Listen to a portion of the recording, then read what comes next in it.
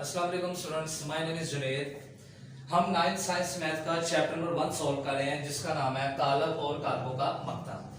इसकी exercise number 1.2 के जो क्वेश्चन नंबर 1 और 2 है मैंने वीडियोस में आपको पहले एक्सप्लेन कर चुका हूं। आज हम इसका एक्सरसाइज नंबर का 1.2 का क्वेश्चन नंबर 3 सॉल्व करेंगे। क्वेश्चन नंबर 3 सॉल्व करने से पहले मैं आपको इसकी स्टेटमेंट बता दूं कि इसकी स्टेटमेंट के अंदर लिखा हुआ है कि नीचे दिए गए कालबों में से वितरी, स्केलर और वाहदानी कालबों की निशानदेही करें। वितरी कालब क्या होता है, स्केलर कालब क्या होता है, वाहदानी कालब क्या होता है, इसके बारे में मैं आपको एक इजी एक्सप्लेनेशन देता हूं ताकि आपको ये क्वेश्चन बड़ी आसानी से समझ आ जाए। सबसे पहले वितरी कालब।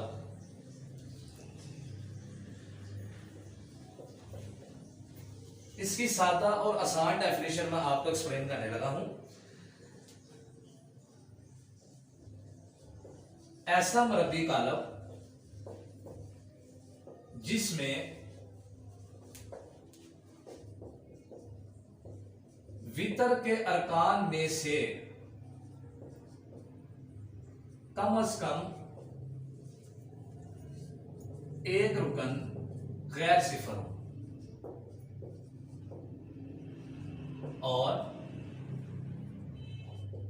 बाकी तमाम रुकन सिफर के बराबर हों। डेफिनेशन मैंने लिखी है, डेफिनेशन आप एक दफा दोबारा पढ़ लें। आसान लफ्जों में लिखी है कि ऐसा मरबी कालब, मरबी कालब मैंने आपको बताया कि ऐसा कालब जिसमें कितारों और कालमों की तादाद एक जैसी होती है उसको मरबी कालब कहते हैं। ऐसा मरबी कालब जिसमें वितर के अरकान में से कम एक रुकन गैर सिफर हो, बाकी तमाम रुकन सिफर हो, उसको हम वितरी कालब कहते हैं। अब इसकी एग्जांपल से मैं आपको बताता हूं कि वितरी कालब असल में होता क्या है। फॉर एग्जांपल यहां पर जो ईजी अक्सर हम मैथ में लिखते हैं, इसका जो फुल फॉर्म होता है ई से मुराद एग्जांपल और जी से मुराद गिवन। इसको फॉर एग्जांपल भी पढ़ते हैं, ईजी यानी कि एग्जांपल गिवन। अब एग्जांपल क्या है, इस डेफिनेशन के मुताबिक मैंने आपको बताया था कि वितर जो होता है वो ये इंक्लाइन प्लेन होता है, जैसे सीढ़ियां होती है इस तरह, वो वितर होता है। ये जो वितर के अरकान है इसमें कम से कम एक रुकन गैर सिफर होना चाहिए। मैं आपको सादा तरीके से समझाने की कोशिश कर रहा हूं। मिसाल के तौर पे ये सिफर है और ये 2 है। आप देख सकते हैं कि जो वितर के रुकन आपको 2 नजर आ रहे हैं, इसमें कम से कम एक रुकन गैर सिफर है और वो है 2। यहां पर ये भी हो सकता है कि यहां पर 0 ना हो, 1 हो सकता है, 2 हो सकता है, 3 हो सकता है या सिफर हो सकता है। इस तरह यहां पर एक रुकन कम से कम गैर सिफर होना जरूरी है, वो इस डेफिनेशन को मुकम्मल तौर पे हल करेगा। और लास्ट पे क्या लिखा हुआ, बाकी तमाम रुकन सिफर के बराबर हो। इसकी एक और एग्जांपल करते हैं। फर्ज करें ये 1 है, ये 2 है, ये 3 है। ये मैंने वितर के रुकन लिखे हैं इस तरह, बाकी तमाम रुकन क्या हो, सिफर। इसकी एक और एग्जांपल मैं आपको बता दूं ताकि आपको इस क्वेश्चन का आसानी से पता चल सके। तीसरी एग्जांपल इसकी ये है। मिसाल के तौर पे वितर के बगैर जो बाकी रुकन है वो सिफर है, लिखा हुआ है बाकी तमाम रुकन सिफर हो वितर के अलावा।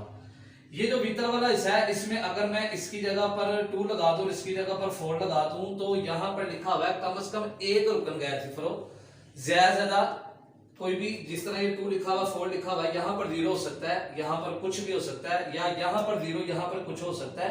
ये इसकी डेफिनेशन है आसान। अब नेक्स्ट जो इसकी डेफिनेशन है उसका नाम है स्केलर कालब।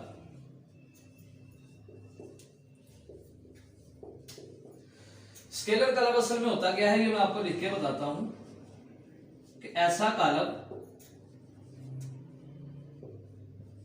जिसमें वितर के अरकान एक जैसे हों। डेफिनेशन बड़ी आसान है। ऐसा कालब जिसमें वितर के अरकान एक जैसे हों उसको हम स्केलर कालब कहते हैं। इसकी एग्जांपल क्या है,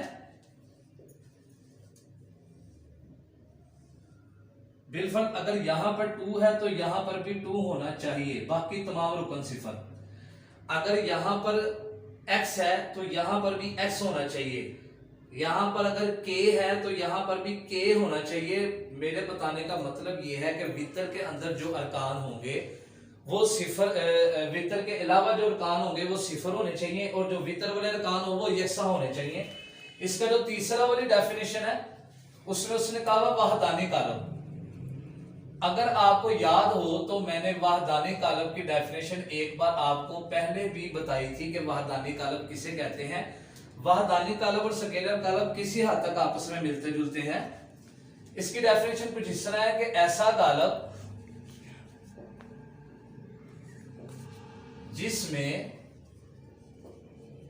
वितर का हर रुकन एक हो, एक मतलब 1। इसकी एग्जांपल हमारे पास कुछ इस तरह है, मैंने आपको ये पहले भी समझाई हुई है, जैसे यहां पर 1 और यहां पर 1, बाकी यहां पर 0।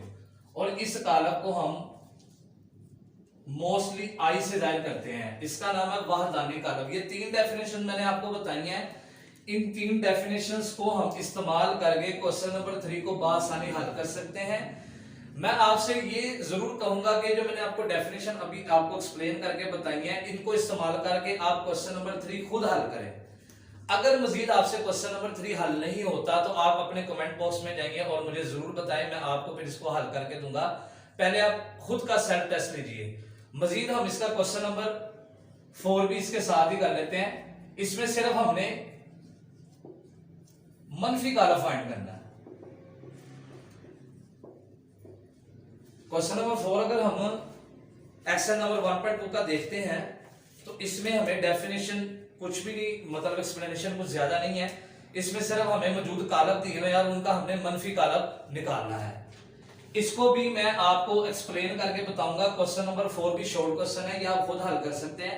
मैं सिर्फ आपको इसका तरीका बताने लगा कि मनफी कालब असल में किस तरह निकालते हैं। मिसाल के तौर पे आपके पास एक कालब है 1 -2 4 एंड -6।